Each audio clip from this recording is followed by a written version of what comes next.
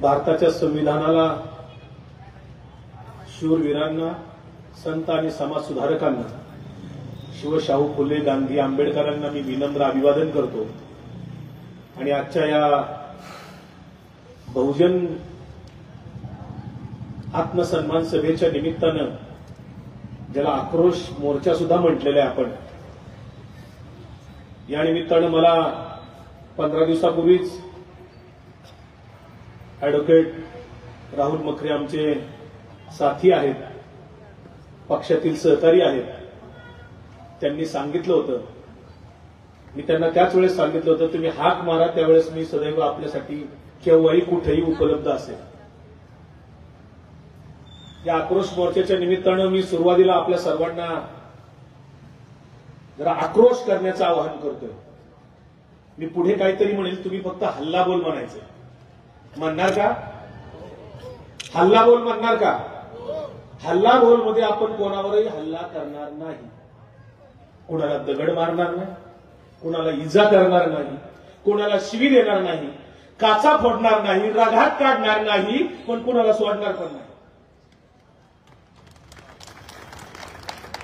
याला आक्रमक अहिंसा म्हणतात, जे गेली मी 25-30 वर्ष स्वतः कृतीतनं जगतो। आक्रमक अहिंसा, आक्रमक अहिंसेमध्ये समोरच्याला सोडायचं नसतं, त्याला इजा करायची नाही, रक्त काढायचं नाही, काय नाही, तोडफोड करायची नाही, शिवी नाही, तलवार बिलवार लय लांबची गोष्ट आहे, गरजच नाही, गरज नाही। वाकवता येतं की 4-5 PI सस्पेंड केलेला माणूस आहे, 2 तहसीलदार सस्पेंड केलेला माणूस आहे, 1 डेप्युटी कलेक्टर सस्पेंड केलेला माणूस आहे, मंत्रालयातल्या एका कक्ष अधिकाऱ्याची नोकरी घालवलेला माणूस आहे, मी 10-12 तलाट्यांनाही कामाला लावलेला माणूस आहे। आणि पोलीस वगैरे मला काही भीती वाटत नाही। 97, 98, 99 या 3 वर्षामध्ये एकही आठवडा असा खाली गेला नाही की त्या आठवड्यात माझ्या घरी पोलीस आली नव्हती। माझं लग्न पोलीस बंदोबस्तात झालेला कार्यकर्ता आहे मी। तुम्ही 2च दिवस जेलमध्ये राहिला, मी 25 वेळा पोलीस कस्टडीत राहिलो, येरवड्याच्या जेलमध्ये 8 दिवस राहिले। माजी पंतप्रधान PV नरसिंहराव यांची नात, तिचं अपहरण केलेला जो आरोपी होता, तो मी एका बराकीत होतो 8 दिवस। येरवडा सगळ्यात पवित्र ठिकाण,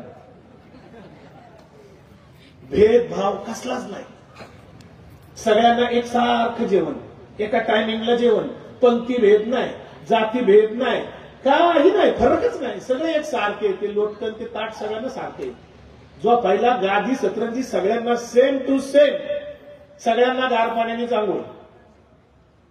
जेल सारखं पवित्र आणि समता तुम्ही जे म्हणता, ती समता फक्त जेलमध्ये, बाकी बाहेर कुठे नाहीये। बाहेर आपण सगळे जातीपातीत अडकलेलो आहे, जातीपातीत आपण विभागलेली माणसं आहोत। तर मी जे म्हणत होतो, हल्लाबोल करायचंय आपल्याला, आक्रोश मोर्चा आहे। मी पुढे काहीतरी म्हणेल, तुम्ही फक्त काय म्हणायचंय? हल्लाबोल। पोलीस स्टेशन इथून किती लांब आहे? 1 किलोमीटर, अर्धा किलोमीटर। तिथपर्यंत आवाज जाईल का तुमचा? इतक्या मोठ्याने म्हणायचे, आपली ताकद दाखवून द्यायची। सगळे पोलीस यंत्रणा इथेच आहे, काय पोलिसांच्यावर राग धरून काय उपयोग नाही, आपलीच बहुजन समाजातली सगळी काय काय त्यांचे हातच बांधलेले। या महाराष्ट्रामध्ये एकही PI स्वतःच्या अधिकारात पोलीस स्टेशन चालवू शकत नाही, ही वास्तव परिस्थिती महाराष्ट्रातली।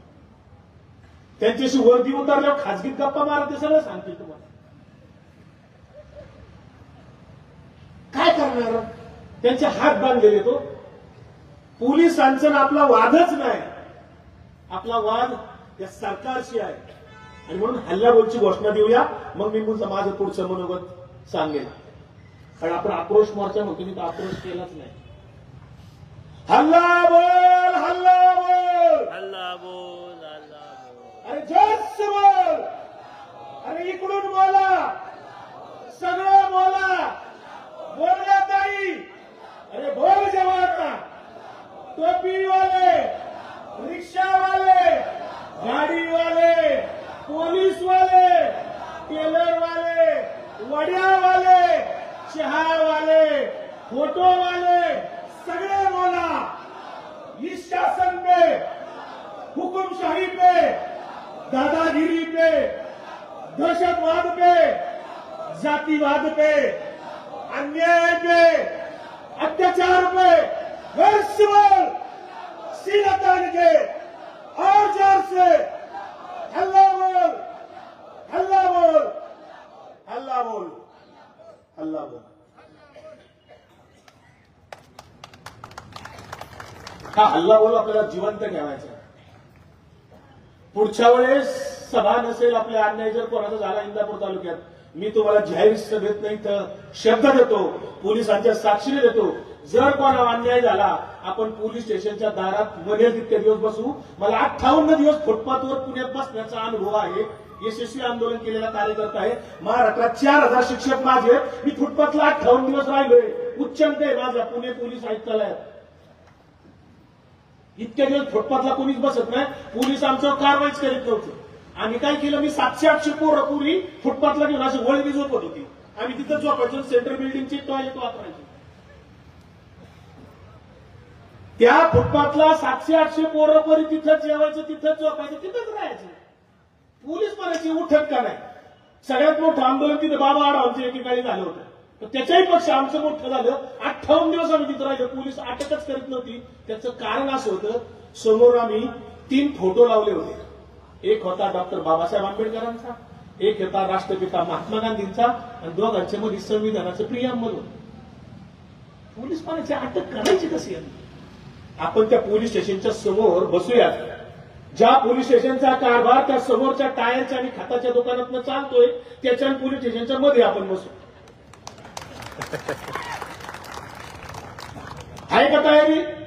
कोण कोण बसणार सांगा? अन्याय सहन करायचा नाही। अन्याय करणाऱ्यापेक्षा अन्याय सहन करणारा जास्त गुन्हेगार असतो, लक्षात ठेवा। मी माझ्या आयुष्यात कधीच अन्याय सहन करत नाही, करणारही नाही। जगद्गुरु तुकाराम महाराज म्हणाले, विष्णुमय जग वैष्णवांचा धर्म, भेदाभेद भ्रम अमंगळ। याच इंदापूरच्या नगर परिषदेतल्या याच प्रांगणातल्या कृष्णा काटेंनी 2 वर्षापूर्वी जगद्गुरु तुकाराम महाराजांच्या पालखीत माझं इथं प्रवचन झालं। छोटी क्लिप आहे, 6 मिनिटाची का 5 मिनिटाची, ती प्रचंड व्हायरल झालेली, लाखो लोकांच्याकडे ती महाराष्ट्रावर फिरते। ती याच जागेवरच आहे बघा, तुम्ही ती पाण्याची किंड मांडल्या तिथली माझं प्रवचन झालं होतं। 2 वर्ष झाली। समता आपण म्हणतोय, ही जी काही अन्यायाच्या कथा आपण सगळ्या आधीच्या वक्त्यांनी वाचल्या, तुमच्या पत्रकात मांडलेल्या आहेत, ही अन्यायाची मालिका आत्ताची नाहीये, त्या महिन्यातली 6 महिन्यातली नाहीये।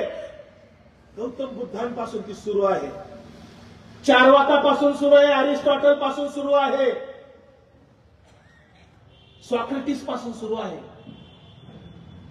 आपल्या सगळ्या संतांना छळलेले जगद्गुरु तुकाराम महाराजांच्या आधीपासून 12व्या शतकांपासून नामदेव महाराज म्हणले, यारे यारे लहान थोर भलते याती नारी नर। तेव्हा म्हणले ते याती म्हणजे शूद्र, नारी नर सगळे। समतेचं आव्हान त्यांनी त्याच वेळेस केलं। जगातलं पहिलं कीर्तन पंढरपूरच्या वाळवंटात करावं लागलं, याचं कारण असं, मंदिरात येऊनच देत नव्हते। पंढरपूरला लोक जातात, चोखोबाची समाधी पहिली बाहेर आहे, चोख व्हावं लागतं म्हणून मंदिरात जावं लागतं। पहिले चोख व्हायचं, कारण चोखोबाला स्पर्श केला जात नव्हता, चोखोबाला मंदिर प्रवेश नव्हता। आमच्या संतांनी प्रचंड हाल अपेष्टा सहन केलेल्या आहेत, तितके हाल अपेष्टा आपण सहन करू शकत नाही। ज्ञानेश्वर महाराजांच्या आईवडिलांना देहांत प्रायचित्त करायला लावलं, ते काय मुसलमानांनी लावलं का? एकनाथ महाराजांना छळलं, ते काय मुसलमानांनी छळलं का? चोखोबांना मारहाण केली, ती कुणी केली? मोगलांनी केली का? जगद्गुरु तुकाराम महाराजांच्या गाथा बुडवणारे कोण होते? मुसलमान होते का? कुणी तुकोबांचा अपमान केला? कुणी छळलं? ज्या छत्रपती शिवरायांना आपण इथं वंदन केलं, त्या छत्रपती शिवरायांच्या राज्याभिषेकाला विरोध करणारी पिलावळ कोण होती? छत्रपती संभाजीराजांची बदनामी करणारी पिलावळ कोण होती? संभाजीराजांनी हत्तीच्या पायाखाली कोणाला दिलं? डॉक्टर बाबासाहेब आंबेडकरांना धर्मांतर करायला का लागलं गेलं? का बौद्ध धर्माची दीक्षा घ्यावी लागली? कुणामुळे घ्यावी लागली? मुस्लिमांच्यामुळे घ्यावी लागली का? ज्या महात्मा क्रांतीसूर्य महात्मा ज्योतिबा फुले आणि सावित्रीबाई फुले यांच्यामुळे माता भगिनी ते बसू शकतायत. त्या सावित्रीबाई फुले आणि महात्मा फुल्यांना छळणारे कोण होते? कुणी सावित्रीबाईच्या अंगावर शेळीची खलदगड मारलं होतं? राष्ट्रपिता महात्मा गांधींचा खून करणाऱ्या अवलादी कोण होत्या? मुस्लिमांनी खून केला का महात्मा गांधींचा? पानसरे, कलबुर्गी, दाभोळकरांचा खून करणारे कोण होते? तीच पिलावल, त्याच अवलादी आजही बहुजन समाजाच्या अज्ञानाचा, बहुजन समाजाच्या फाटाफुटीचा, बहुजन समाजाच्या गटबाजीचा फायदा घेऊन ते राज्य करतायत. त्या प्रवृत्तीला विरोध करायचं काम गेले हजारो वर्ष सुरू आहे. ते आपल्याला करावंच लागेल. देवेंद्र फडणवीस रोज खोटं बोलतात. हा माणूस म्हणला होता, विदर्भातल्या लोकांना सांगितलं होतं की स्वतंत्र विदर्भ जोपर्यंत होत नाही तोपर्यंत मी लग्न करणार नाही. सांगितलं होतं. युट्यूबला काढून बघा. मी एकही शब्द माझ्या पदरचा बोलत नाही. केलं ना लग्न? त्या वहिनी गाणं म्हणतात ना, आणि आम्हाला सांगतात महिलांनी पदर घेतला पाहिजे, महिलांनी हिंदू संस्कृती जपली पाहिजे. फडणवीस साहेब, वहिनींचं कसं काय? वहिनी एवढं मानलं देवेंद्र फडणवीस रोमॅन्टिक नाही. युट्यूबला काढून बघा. मी पदरचं बोलत नाही. हा काय प्रकार आहे? आणि आम्हाला संस्कृती सांगता. ज्या मनुस्मृती विरुद्ध आपण लढतो, बोलतो, ती मनुस्मृती लिहिणारा भृगू होता बरं का. हे आता सांगतात मनुस्मृती अंगलट आली ना यांच्या, रोज म्हणतात तेव्हा ते मनु क्षत्रिय होता.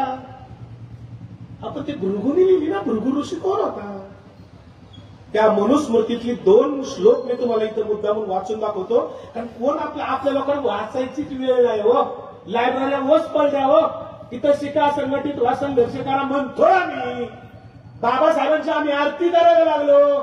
गौतम बुद्धांनी मूर्ती पूजा नाकारली, त्या बुद्धांच्याच मूर्त्या करून आम्ही त्यांची पूजा करायला लागलो. बाबासाहेबांच्या आरत्या केल्यानंतर बाबासाहेब समजणार नाही. छत्रपती शिवरायांच्या आरत्या सुरू केल्या त्या संभाजी भिडेंनी. देवत्व दिलं की आपली जबाबदारी संपली. तुम्ही देव होता, आम्ही देव नाही. तुम्ही देवावतारी होता, तुम्हाला जमलं, आम्हाला जमणार नाही, असं आपण म्हणतो आणि आपली पळवट काढतो. काय म्हणतीस? मनुस्मृतीतला एक श्लोक तुम्हाला मुद्दाम वाचून दाखवते. ते तुम्हाला माहित पाहिजे. का विरोध करायचा मनुस्मृतीला? या डॉक्टर बाबासाहेब आंबेडकरांनी संविधान दिलं. त्या संविधानाच्या पहिल्या दिवसापासून आरएसएसने विरोध केलेला आहे. त्यांच्या ऑर्गनायझर नावाच्या मुखपत्रात त्यावेळेस जाहीरपणाने त्यांनी सांगितलं हे संविधान आम्हाला नकोय, आम्हाला मनुस्मृतीवर आधारित देश चालवायचा. हे 1950 साली आरएसएसने त्यांच्या मुखपत्रात जाहीरपणे लिहिलंय. 55 वर्ष देशाच्या स्वातंत्र्यानंतर तिरंगा यांनी फडकावला नाही. आणि आता पत्रकार परिषद न घेणाऱ्या, पत्रकारांना घाबरणारे देशाचे पहिले पंतप्रधान नरेंद्र मोदी म्हणतात हर घर तिरंगा. 55 वर्ष फडकावला नव्हता. त्या मनुस्मृतीत असं म्हटलं,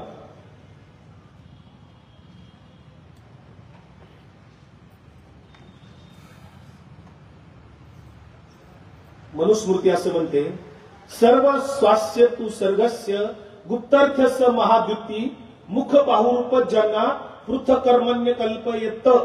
म्हणजे याचा 87 नंबरचा श्लोक आहे. त्या महातेजस्वी ब्रह्मदेवाने या संपूर्ण सृष्टीच्या रक्षणासाठी ब्राह्मण, क्षत्रिय, वैश्य आणि शूद्र यांच्या वेगवेगळ्या कर्माची उत्पत्ती केलेली आहे. दुसरा श्लोक आहे 88 नंबरचा, अध्यापन मध्ययन यजन याजन तथा दान प्रतिग्रह चैव ब्राह्मणाम कल्पयत. त्याचा अर्थ असा आहे, वेद शिकवणे, वेदाचा अभ्यास करणे, यज्ञ करून घेणे, दान देणे, दान घेणे हे कर्म ब्राह्मणांसाठी तयार केले आहे. आता एकमेव तू शूद्रस्य प्रभू कर्म समाधिशत येतैशव वर्णना शुश्रमानुसया 91 नंबरचा श्लोक आहे. तो असं म्हणतो, ब्राह्मण इत्यादी तिन्ही वर्णांची निंदा न करता त्यांची सेवा करणे हेच प्रधान कर्म ब्रह्मदेवाने शूद्रांसाठी उत्पन्न केलेले आहे. म्हणून मनुस्मृतीला उपयोग आपला विरोध आहे.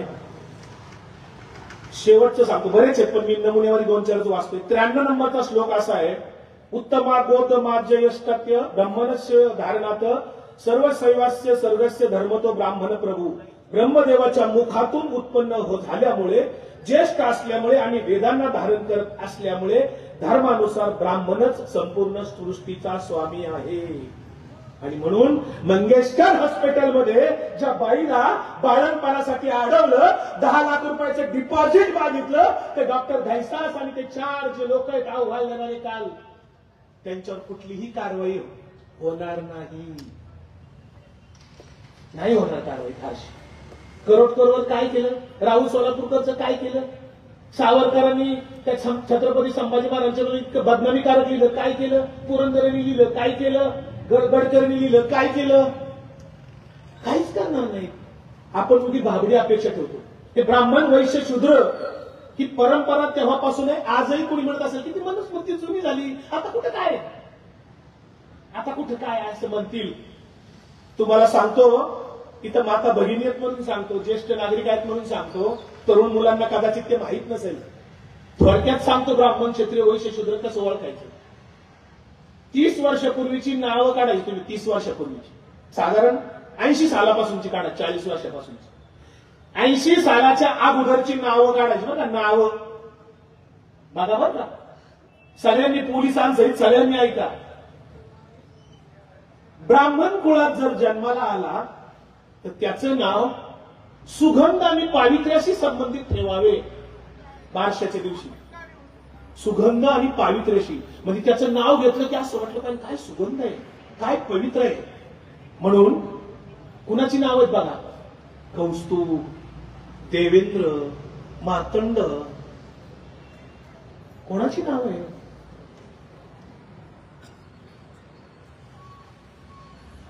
क्षत्रियाच्या घरात जर जन्माला आला तर त्याचं नाव असं ठेवायचं की दुसऱ्याला भीती वाटली पाहिजे नाव घेताच. किंवा असं 2 बुकीचा का असं ना वाळा तिरतीला, त्याचं नाव असं ठेवायचं की त्याचं नाव ऐकणाऱ्याला तिकडूनच लांबून भीती वाटली पाहिजे. क्षत्रियाच्या घरात जन्माला आलं की त्याचं नाव ठेवलं जातं संग्राम सिंह, रणजित सिंह, विक्रम सिंह, सिंह. वाळा तिरतीला का असं ना, पण विजय सिंह, जय सिंह पुढचा आधीच गाव ना पाहिजे. आणि वैश्याच्या कुळात जर जन्माला आला, वैश्याच्या 4 वर्ण येते, तर त्याचं नाव हिरे माणिक मोती पाचू याच्याशी संबंधित ठेवायचं, जेणेकरून ऐकणाऱ्याला सोपटलं पाहिजे हा कुबेरच जणू काय, हा प्रचंड श्रीमंत असेल. म्हणून आजही वैश्यांची नाव बघा, 80 साला सुद्धा जायची गरज नाही.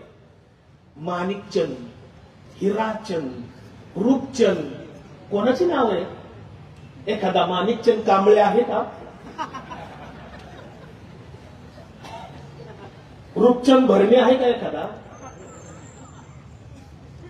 हिराचंद पाटील आहे का एखादा. नाही. आणि शूद्राच्या कुळात वर्णात जर जन्माला आलाच, बारशाचा पताच नाही हो. कशाचं बारसण, कशाचं नाव ठेवायचं, कुठं जन्मला तेही माहित नसतं. जन्मतारखाही नोंदलेलं नाही. निम्म्या महाराष्ट्राचा वाढदिवस 1 जूनला असतो. असा हात लावला की म्हणले झालं 5 वर्षाचं तुझ्या शाळेत. कानाला हात लागला. जे शूद्र भारताच्या लोकसंख्येमध्ये 72% आहेत, त्या शूद्राच्या वर्णामध्ये, शूद्राच्या कुळामध्ये जर जन्माला आला तर त्याचं नाव असं ठेवलं जायचं की त्याची स्वप्न मिली पाहिजे. त्याचं नाव घेताच त्याच्या नावामध्ये असा काहीतरी कमीपणा ठेवायचा, तो कितीही विद्वान असला, किती शूर असला, किती बलदंड असला, तर त्याच्या नावात कमीपणा येईल असं काहीतरी ठेवायचं. म्हणून जुनी नावं काढून बघा. शूद्राच्या कुळातली नावं अशी आहेत: दगडू, किरू, कचरू, बारकू, लहानू. ते 6.5 फुटाचा का असं ना, पण लहानू नाव ठेवायचं. कचरू. आता कचरू नाव ठेवलं, तो जरी किती मास्टर डिग्री घेऊन IT मध्ये जरी सर्व्हिसला असला, पण कचरू नाव वाचलं कशी मुलगी त्याच्यावर प्रेम करेल हो. ती म्हणेल कचरू, कचरू बरोबर कसं काय प्रेम करणार. किरू. इंदापुरात नावं आहेत काही. किरू नावाचं कोणी आहे का नाही. दगडू. दगडू म्हणजे काय? तू दगडच ना. धुंडी वा धोंड्या, दगड्या धोंड्या ही नाव कुणाची आहेत? किरू कचरू नाव कुणाची आहेत? का केलं गेलं असं? काय एखादा किरू कुलकर्णी नाही, काय एखादा कचरू देशपांडे नाही, काय एखादा दगडू गडकरी नाही. याचं कधी चिंतन करणार की नाही? आणि लढाई आपली फार मोठी आहे मित्रांनो. सगळ्या समाज सुधारकांचा छळ झालाय, संतांचा छळ झालाय, डॉक्टर बाबासाहेब आंबेडकरांचा छळ झाला, छत्रपती शिवरायांचा छळ झाला. छत्रपती शिवरायांना परकीयांपेक्षा स्वकीयांशी जास्त लढावं लागलेलं आहे. छत्रपती शिवाजी राजांचं राज्य संभाजी किडे असं म्हणाले परवा मागच्या आठवड्यात की ते फक्त हिंदूंची परवा म्हणाले की शिवाजी महाराजांचं राज्य 100% सेक्युलर होतं. हे गडकरी इतक्या वर्षी आधीच दरवर्षी बोलले असते तर बरं झालं असतं जरा. ते धारकरी असतील, मी वारकरी आहे. वारकरी त्याला म्हणतात जो अन्याय अत्याचाराच्या विरुद्ध वार करतो त्याला वारकरी म्हणतात. लक्षात ठेवा, गळ्यात माळा सगळ्याचं नसो. ज्याला अन्यायाची चीड आहे, अत्याचाराची चीड आहे, त्याच्या विरुद्ध जो लिहितो, बोलतो, सत्याग्रह करतो त्याला वारकरी म्हणावे. वारकरी म्हणजे काय उगाच गण लावला माळ घातली असं काय नाही. त्याच्यावर तुकाराम महाराज फार कडक लिहिलेले, ऐसे कैसे झाले रोंदू कर्म करोनी म्हणती साधू. त्यामुळे बुवा बाबांचं पार पीक आलेलं इकडं. उत्तर भारतातली लोक सगळी इकडे यायला लागली. आजच एक रिपोर्ट आलाय जगातला सगळ्यात सुरक्षित राष्ट्रांची यादी काढली जगातल्या. पाकिस्तानचा नंबर 65वा आहे सुरक्षित राष्ट्रांच्या यादीत आणि भारताचा नंबर 66वा आहे. भारतापेक्षा पाकिस्तान 1 नंबरनी वर आहे सुरक्षित राष्ट्रांच्या यादीत. आजचाच रिपोर्ट आहे, माझा नाही. आनंदी देशाच्या यादीत सुद्धा भारत फार खाली आलाय. श्रीलंका वगैरे बाकीचे राज्य देश पुढे, अफगाणिस्तानवर आहे, भारत खाली आहे आनंदी देशाच्या यादीत. बेरोजगारी प्रचंड आहे. बेरोजगारी याच्यासाठीच ठेवायच्या आहेत. देव देश धर्माच्या रक्षणाच्या नावाखाली इथे दंगलखोर तयार करायचे आणि ते खून मारामाऱ्या. गुन्हेगारी कधी वाढते? जेव्हा 2 हाताला काम नसतं तेव्हा गुन्हेगारी वाढते.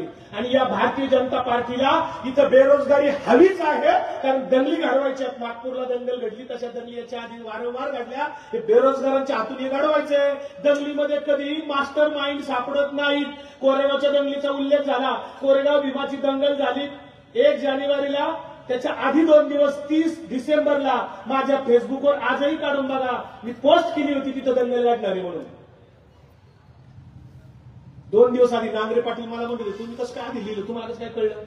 म्हणजे तिथे संभाजी भिडे आणि तो पुण्यातला मिलिंद एकबोटे सारखा त्या ओढून तुळापूरला येतोय. कोरेगाव पासून माझं गाव 15 मिनिटाच्या अंतरावर आहे. म्हणजे ते सारखे इथं वर्ष 6 महिने झाले येतात. माथी भडकवण्याचं काम सारखं चालू आहे, ब्रेन वॉशिंग. त्याच्यामुळे इथं दंगल होणार हे मला वास येत होता. दंगल अचानक घडत नाही. यांनी काय केलं? कधी मराठ्यांना सांगितलं दलित तुमचा शत्रू आहे, दलितांना सांगितलं मराठा तुमचा शत्रू आहे. दिल्ली लावून 58 मोर्चे निघाले. मराठ्यांच्या पदरात काहीच पडलं नाही. त्यातल्या 13 मागण्या होत्या. ते जमलं नाही. मग आता काय केलं? मागच्या इलेक्शनच्या आधी 19ला ते केलं मराठा दलित. 24च्या आधी काय केलं? मराठा ओबीसी केला. ओबीसींना सांगितलं मराठा तुमचा शत्रू आहे, मराठ्यांना सांगितलं ओबीसी तुमचा शत्रू आहे. 2 इकडे मंत्रिमंडळाचे निम्मे मंत्री इकडे जात होते, निम्मे इकडे जाते. दोघे आग लावित होते आणि ओबीसी मराठा एकमेकांचे शत्रू बनले होते. एकमेकांच्या दुकानात सुद्धा जात नव्हते. अशा पद्धतीने दलितांच्यात सुद्धा आता फूट पडण्याचं काम चालू आहे. मी महाराष्ट्राचा दौरा करतो, महाराष्ट्रात कानाकोपऱ्यात फिरतोय. अकोला जिल्ह्यामध्ये अक्षरशः बौद्ध दलित आणि हिंदू दलित असा वाद आहे. बौद्ध दलिताला जर तिकीट मिळालं तर हिंदू दलित त्याला मतदान करत नाही. फोडा आणि राज्य करा हे भारतीय जनता पार्टी आरएसएसचं नीती तत्व राहिलेले आहे. त्याला आपण बहुजन समाजातली माणसं बळी पडतोय. सत्याग्रह नावाचं शास्त्र राष्ट्रपिता महात्मा गांधींनी जगाला दिलं. ते सत्याग्रहाच्या शास्त्राच्या आधारे या तालुक्यातलं प्रशासन सरळ करायचं काम आपल्या खासदार सुप्रियाताई सुळे यांच्या मार्गदर्शनाखाली आणि नेतृत्वाखाली आपण सगळेजण मिळून लढूया, तेवढं लक्षात ठेवा. मी सदैव तयार आहे तुमच्याबरोबर यायला. काय आमच्याकडे गमावणार आहे? काय ईडी सीबीआय 100 वेळा एवढी आमच्याकडे? काय आमच्याकडे नियम आहे? आम्ही आशयिक लढायला तयारच आहोत. राहुल मखरेंच्यावर जो अन्याय झालाय, इथल्या पोलीस स्टेशनच्या पीआयनी खरं तर मला इशारा द्यायचा नाही, मी आव्हानात्मक बोलणार पण नाही, तर पीआय साहेब जेव्हा वेळ येईल ना तेव्हा तुम्हाला वाचवायला तुम्हाला आदेश देणारे कुणी येणार नाही. तो ज्यांच्या आदेशावर तुम्ही इथं काय काम करत असाल, कर्तव्य कसुरी करत असाल, सत्याची चाल नसेल तर पोलिसांची गेलेली नोकरी वाचवायला पुन्हा कुणी येत नाही. हो, वापरून घेतात. हो, तुमचा कुणीतरी वापर करत असेल कोकणे साहेब, जरा आत्मशोध घ्या. तुम्ही स्वतःचा वापर होऊ देऊ नका. पोलीस स्टेशनचा एक इन्चार्ज पोलीस ऑफिसर हा तिथला एक व्हाईसरॉय सारखा असतो, त्याला कोणाचीच गरज नसते. तिथला पीआय वाटेल त्या गोष्टी त्या पद्धतीने त्याच्या हद्दीत करू शकतो. एवढे अधिकार आहेत सीआरपीसी वगैरे, इंडियन पिनल कोड, आता ते भारतीय न्याय संहिता आहे, अधिकार आहे तिथे. जे राज्याचा गृहमंत्री करू शकत नाही तो इथला पीआय करू शकतो. हा पीआय चार्जशीट अजून गेलं नसेल, अजूनही खोटा रिपोर्ट, खोटी केस होती असा रिपोर्ट कोर्टाला ते चार्जशीट मधून देऊ शकतात की तपासामध्ये काहीच निष्पन्न झाले नाही, सदरची खोटी असल्याचं निदर्शनास येते, ते कोर्टाला दाखवू शकतात. त्यामुळे इथल्या पीआयला मी विनंती करतो, मखरे साहेब हे वैचारिक लढा लढतायत, सांस्कृतिक लढा लढतायत, समाजाच्या हितासाठी लढतायत आणि म्हणूनच देवेंद्र फडणवीसांनी जनसुरक्षा विधेयक नावाचा नवा कायदा आणून घातलाय. याच्यासाठी चाललाय की समाजात कुणी चळवळ केली नाही पाहिजे, समाजात कुणी अन्याय अत्याचाराच्या विरोधात लढलं नाही पाहिजे. अर्बन नक्षलच्या नावाखाली एक जुलमी कायदा जो ब्रिटिशांनी सुद्धा आणला नव्हता, अशा पद्धतीचा जुलमी कायदा फडणवीस आता घेऊन येत आहेत. त्या कायद्याला सुद्धा आपण विरोध करतोय, केला आहे आणि करावा लागेल अजून मोठ्या संख्येने, तीव्रतेने लढावं लागेल.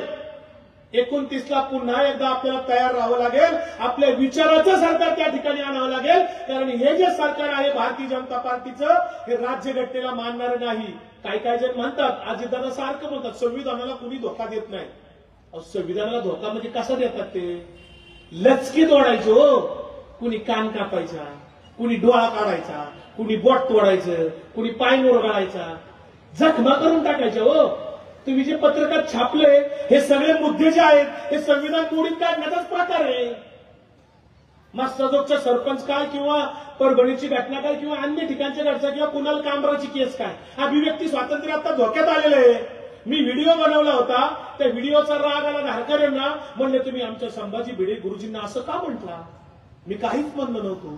मी म्हणलं जसं तिकडे काही आतंकवादी संघटना जसं आतंकवादी घडवतात धर्माच्या नावाने, तसं इकडं हा प्रकार सुरू आहे. आता हे काय धार्मिक भावना दुखवण्याचं माझं वाक्य होतं का? पण तरी सुद्धा आमच्या इथल्या पोलीस पीआयनी समोरच्या लोकांच्यावर साधी एनसी दाखल केली आणि माझ्यावर धार्मिक भावना दुखावल्याचा गुन्हा दाखल केला. केस कोर्टात गेली. कोर्टाने विचारलं काय पुरावा आहे दाखवा. पोलिसांना काही दाखवता नाही आलं. ही लढाई जाईल आता हायकोर्टात कदाचित खोटा गुन्हा दाखल केल्याचं. तुम्हाला सुद्धा जावंच लागेल. शासकीय यंत्रणेच्या काही कायद्यांचा, काही गोष्टींचा आपण वापर करूया. ह्युमन राईट्स पासून लोकशाही दिनापर्यंत सगळ्या कायद्याचे जे काही तरतुदी आहेत आपल्याकडे, जी काय हत्यारे आहेत, जी काय प्रावधान आहे, त्या सगळ्याचा आपण वापर करूया. ह्युमन राईट्स पासून सगळीकडे मानवी हक्क आयोगाकडे दखल घेतली जाईल इतकी आपण त्याची पूर्व तयारी कायद्याने लढूया. पेन ही तलवारीपेक्षा जहाले, लक्षात ठेवा. तलवारीला सुद्धा मागं सारतो पेन. ही तलवार आहे.